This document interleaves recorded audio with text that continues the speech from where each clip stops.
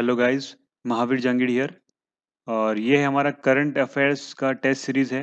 आज से हम स्टार्ट कर रहे हैं करंट अफेयर्स के लिए, और ये यूज़फुल होगा वेरियस गवर्नमेंट एग्जाम्स के लिए, such as exams conducted by UPSC, जैसे कि IAS, IPS, IAS, NDA, CDS, CAPF और एसएससी के द्वारा जो कंडक्ट किए जाते हैं एग्जाम्स, उनके लिए भी है।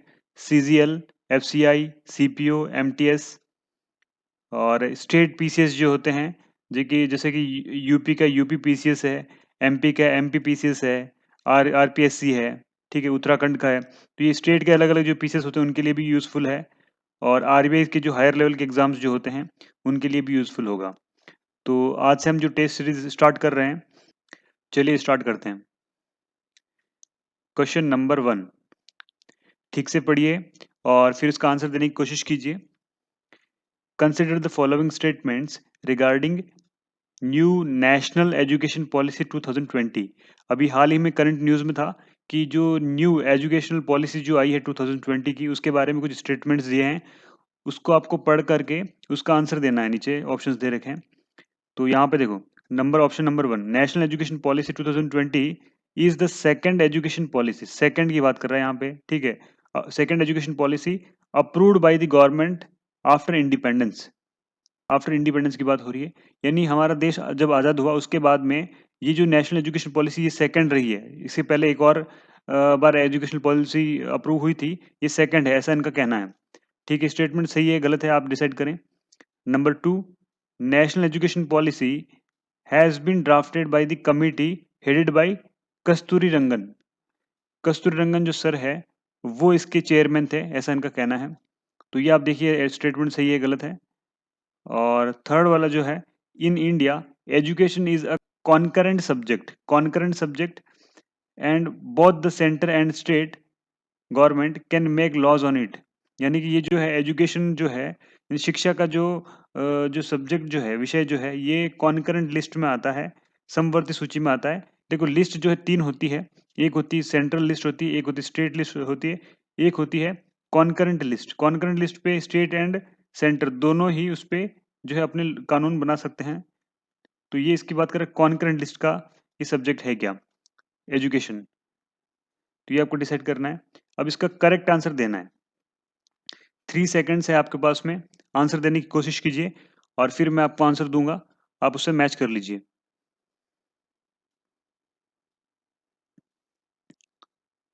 तो इसका करेक्ट आंसर होगा सी। देखते हैं, ये देखिए करेक्ट आंसर इसका है सी है।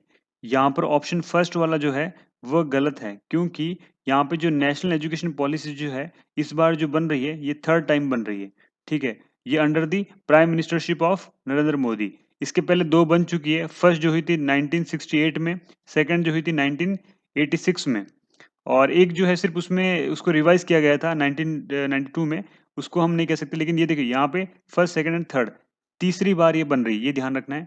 और बाकी ये स्टेटमेंट, ये देखो ये फर्स्ट वाला रॉन्ग हो गया, सेकंड वाला राइट है। एजुकेशन जो है ये कॉन्करेंट सब्जेक्ट है, और इस पे कॉन्करेंट सब्जेक्ट है, इस पे स्टेट भी इस पे लॉज बना सकता है और सेंटर भी बना सकता है। और थर्ड वाला जो है वो स्टेटमेंट भी राइट है। इसके जो चेयरमैन है उनका नाम है कस्तूरी रंगन, और ये है उनकी फोटो है, और ये फॉर्मर इसरो के चीफ भी रह चुके हैं।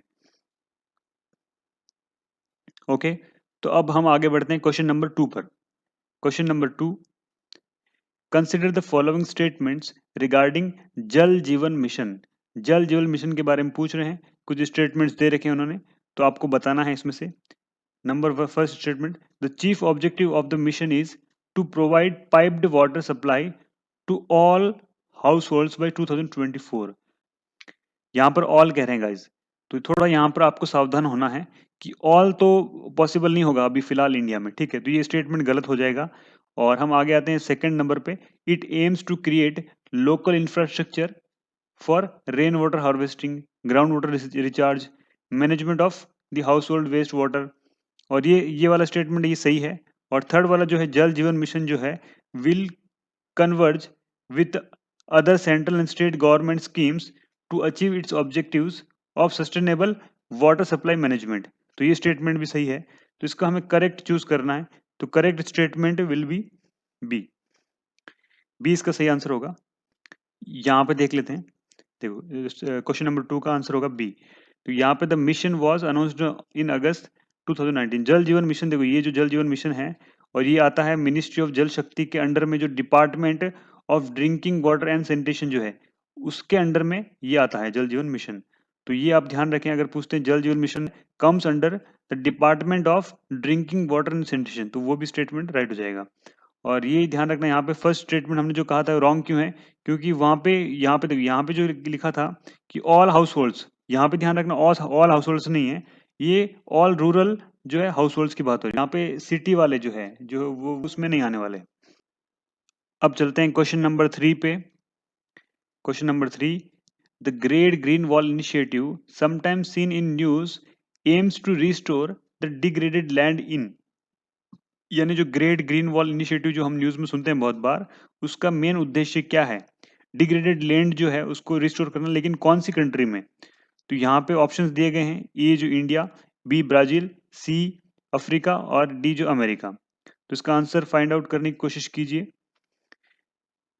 Correct answer will be C. यहाँ पे देख लेते हैं, ये देखिए करेक्ट आंसर सी है। देखो ये जो है ग्रेट जो ग्रीन वॉल इनिशिएटिव जो है, ये अफ्रीका का जो यहाँ पर जो सहारा डिजर्ट है एंड यहाँ पे साहिल डिजर्ट है, ठीक है। तो ये सहारा एंड साहिल डिजर्ट ये मतलब ड्रास्टिकली स्प्रेड हो रहा है, बहुत ज्यादा स्पीड से स्प्रेड हो रहा है। तो इसको स्प्रेड को रोकने के लिए यहाँ पे ग्रीन जो है ग्रीनरी की वॉल बनाई जा रही है, यानी ये वॉल नहीं है एक्चुअली, यहाँ पे पेड़ लगाए जा रहे हैं, अलग अलग जो है बहुत सारे ट्रीज लगाए जा रहे हैं, ताकि इससे क्या होगा कि जो है ट्रीज से क्या होता है कि ये जो डिजर्ट की जो जो यहाँ पे जो डस्ट है यहाँ पे आकर के अटक जाएगी इनमें और आगे नहीं बढ़ पाएगी। तो इससे ये जो ग्रेट जो ग्रीन वॉल है, इससे क्या होगा कि डिजर्टिफिकेशन जो है जो और आगे नहीं बढ़ेगा, ठीक। तो बढ़ते हैं क्वेश्चन नंबर 4 पे। Question number 4, when is the international day of education observe every year, यानी हर साल जो इंटरनेशनल डे ऑफ एजुकेशन जो है वो कब ऑब्जर्व किया जाता है? तो इसका आंसर देने की कोशिश कीजिए। Correct answer will be B January 24, ठीक है। और यहाँ पे देख लेते हैं इसका आंसर, ये देखिए करेक्ट आंसर बी है। और यहाँ पे एक आपको होमवर्क दे रहा हूँ कि इंटरनेशनल योगा डे, इंटरनेशनल अगर मैं कहूँ योगा डे, ये कब ऑब्जर्व किया जाता है, ये कब मनाया जाता है? तो इंटरनेशनल योगा डे के बारे में आपको डेट बतानी है।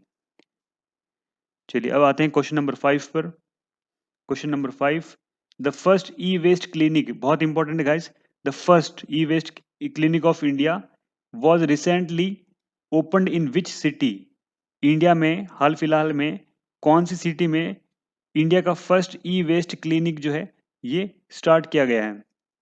तो इसका आंसर देने की कोशिश कीजिए। A Lucknow, B Mumbai, C Bhopal, D Surat. Correct answer will be Bhopal. यहाँ पे देखिए सी भोपाल है। तो यहाँ पे जो है इंडिया का फर्स्ट जो है ई वेस्ट क्लिनिक जो है, यहाँ पे एक एक जॉइंट सेटअप है, ये किसका किसका है?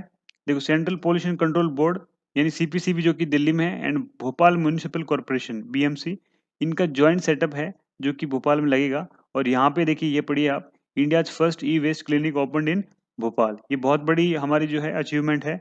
यहाँ पे क्या होगा, ई वेस्ट किसको बोलते हैं? जितने भी हमारे जो है कंप्यूटर्स, लैपटॉप्स, मोबाइल है, फोन से जो जितने भी इलेक्ट्रिक आइटम्स जो है, ये हम क्या करते हैं खराब होने के बाद ऐसे ही फेंक देते हैं, और ये जो है ह्यूमंस के हेल्थ के लिए बहुत ही बुरा प्रभाव डालते हैं। तो इसलिए जो है ये ई वेस्ट का क्लिनिक बनाया गया है, और यहाँ पे क्या करेंगे, ई वेस्ट को यहाँ पे ये रिसाइकल कर देंगे, ठीक है। तो चलिए आगे बढ़ते हैं क्वेश्चन नंबर 6 पर।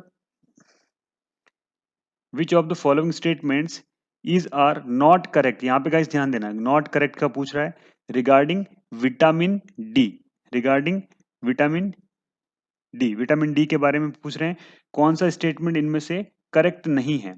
तो यहाँ पे number 1, it is produced endogenously in the body by ultra violet rays from sunlight, यानी सनलाइट जो हमारे बॉडी जो पड़ती है तो उससे हमारी बॉडी जो इसको बना लेती है, ये जो है विटामिन डी को। तो ट्राई कीजिए कि ये स्टेटमेंट जो है सही है या गलत है।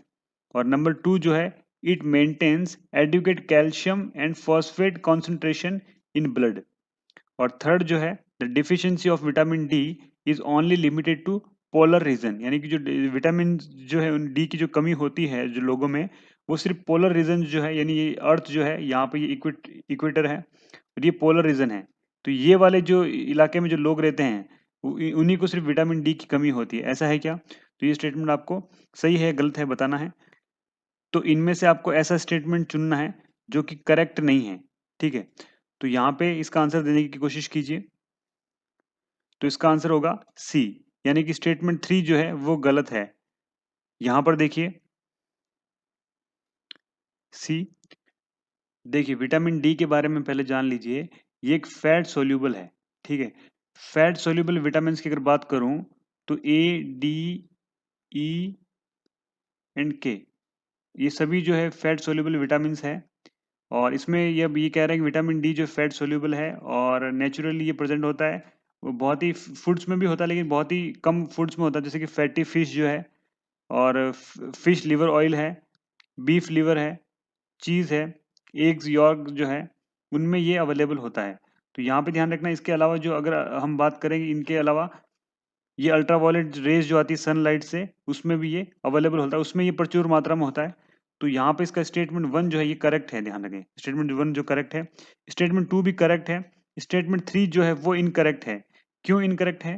तो यहाँ पे देखिए, ये जो है पोलर रीजन में ही इसकी डिफिशियंसी नहीं होती, इवन इंडिया में भी इसकी बहुत लोगों में डिफिशियंसी है। आप अगर देखोगे तो मोर देन 60% इंडियंस जो है विटामिन डी की डिफिशियंसी से गुजर रहे हैं। भले ही यहाँ पे सनलाइट्स बहुत आती है, फिर भी लोग जो है धूप में नहीं जाते हैं। और इसके अगर देखो विटामिन डी की जब कमी होगी तो ये कुछ बच्चों में जो जो रोग होगा उसकी कमी से, उसको बोलते हैं रिकेट्स। तो विटामिन डी की कमी से बच्चों में होने वाला जो बीमारी है वो उसको कहेंगे रिकेट्स, और जो एडल्ट्स में जो होती है उसको कहते हैं ऑस्टियोमेलेसिया। तो आगे बढ़ते हैं। Question number 7, with reference to the emergency credit line guarantee scheme, consider the following statements। तो ये emergency credit line guarantee scheme के बारे में कुछ स्टेटमेंट्स दिए हैं, उनके बारे में आपको सही या गलत बताना है। तो नंबर 1 स्टेटमेंट क्या है? It covers the loans given to larger firms and self employed people. यानी ये इनको कवर करता है क्या? बड़े बड़े फर्म्स को ये जो लोन देता है, और सेल्फ एम्प्लॉयड पीपल को ये जो है लोन देता है क्या? ये आपको सही या गलत बताना है। और नंबर 2 स्टेटमेंट जो है, the RBI provides the guarantee, RBI के बारे में कह रहे हैं कि RBI provides guarantee to the loans given under ECLGS scheme. तो यहाँ पे आपको स्टेटमेंट जो दिए हैं उनमें आपको करेक्ट बताना है गाइस। तो आप आंसर देने की कोशिश कीजिए। तो इसका आंसर जो होगा ए होगा, ओनली ए। देखिए यहाँ पे देखिए, तो यहाँ पे स्टेटमेंट दे रखा, आप रीड कर लीजिए। यहाँ पर फर्म्स भी है and self employed people and professionals भी है, उनको लोन देते हैं। और यहाँ पे जो सेकंड स्टेटमेंट जो है हमारा क्यों रॉन्ग हुआ? बिकॉज यहाँ पे देखिए जो आरबीआई नहीं देती, बल्कि यहाँ पे जो है national credit guarantee trustee company जो है एनसीजीटीसी, ये गारंटी देती है कि जो है आपको जो अगर जो आप लोन दे रहे हो वो अगर पैसा डूबेगा तो हम उनको भर के देंगे, ठीक है? तो यहाँ पे इसके बारे में दे रखा है, give wings to your dreams. अब आगे बढ़ते हैं क्वेश्चन नंबर 8 पर। Question number 8, with reference to dhole, wild carnivorous है ये एनिमल है, with reference to dhole consider the following statements. तो यहाँ ढोले एक जो एनिमल जो है उसके बारे में कुछ स्टेटमेंट का पूछ रहे हैं ये। तो यहाँ पे ध्यान दीजिए, number 1 statement, it is founded in the Himalayan region only. Himalayan region only, यहाँ पे ओनली लगा है, तो ओनली लगा यानी यहाँ पे स्टेटमेंट की मोर देन 50% चांसेस होंगे कि ये स्टेटमेंट गलत हो सकता है, ठीक है? क्योंकि ओनली नहीं हो सकता, कोई जो है ये जो वाइल्ड लाइफ जो एनिमल जो है ये किसी एक ही जगह पे पाया जाए, ऐसी पॉसिबिलिटीज तो बहुत कम होती है। तो ये स्टेटमेंट कहीं ना कहीं आप देखिए अपने हिसाब से सही है या गलत है। और it is listed as an endangered species in the IUCN red list. अब आईयूसीएन जो है ये इसकी रेड लिस्ट जो है ये जारी करता है हर 4 ईयर्स के बाद में। इसमें जो भी क्रिटिकली इंडेंजर्ड वुलनरेबल ऐसे डिफरेंट डिफरेंट कैटेगरीज होता है, उसमें ये उनको स्पेसीज को डिफाइन करते हैं। तो यहाँ पे स्टेटमेंट 2 या स्टेटमेंट 3 जो है, it acts as apex predators in forest ecosystem. ये भी आपको देखना है स्टेटमेंट सही है या गलत है। तो यहाँ पे पूछ रहे हैं हमें करेक्ट स्टेटमेंट चुनने हैं इसमें से, तो कौन से करेक्ट स्टेटमेंट होंगे आप बताइए। तो स्टेटमेंट देखिए यहाँ पे सी जो है ये करेक्ट आंसर होगा, यानी स्टेटमेंट 1 जो है ये गलत हो जाएगा। देखते हैं कैसे। देखिए स्टेटमेंट जो है इसका सी सही है, स्टेटमेंट 1 गलत है। क्यों है? देखो धोले जो है वाइल्ड लाइफ कार्निवोरस एनिमल जो है, ये देखो यहाँ पे सेंट्रल है, हम बात करें सेंट्रल एशिया, साउथ एशिया या ईस्ट एशिया, ठीक है, या फिर साउथ ईस्ट एशिया, ठीक है, यानी जो है आप देखिए जो है ये है ईस्ट, ये है साउथ और ये सेंट्रल। तो एशिया जो है, एशिया में सेंट्रल एशिया में भी है, साउथ में भी है, ईस्ट में भी है एंड साउथ ईस्ट में भी है, यानी एशिया के ये वाले पूरे पार्ट में है। तो यहाँ पे इंडिया तो यहीं कहीं आ जाएगा, इंडिया यहाँ पे आ जाएगा, ठीक है। तो इंडिया में ऐसा नहीं कि सिर्फ हिमालयाज माउंटेन्स तक ही है, दूसरे states Karnataka, Maharashtra, Madhya Pradesh, other central Indian states में भी ये पाया जाता है। अब आते हैं क्वेश्चन नंबर 9 पर। Consider the following statements regarding food security schemes, food security schemes या फिर हम कहें फूड सिक्योरिटी एक्ट। तो इसके बारे में ये कुछ स्टेटमेंट्स दिए हैं, आपको बताना है सही है गलत है। तो ये गाइस थोड़ा इंपॉर्टेंट है, ध्यान रखें। तो यहाँ पे statement number 1, the national food security act 2013 legally entitles only rural populations only. देखो यहाँ पे मैंने कहा ओनली आते ही 50% चांसेस हो जाएंगे इसके जो गलत होने के, ठीक है। तो ये आप अपने हिसाब से देखिए राइट है, सही है। और सेकंड वाला जो है one nation one ration card schemes seeks to provide portability of food security benefits all across the country, यानी पूरे कंट्री में ये फूड सिक्योरिटी एक्ट जो है उनको ये बेनिफिट देगा और one nation one ration card scheme के अंतर्गत। तो यहाँ पे ध्यान करेक्ट जो है इसका स्टेटमेंट क्या है, आंसर देने की कोशिश कीजिए।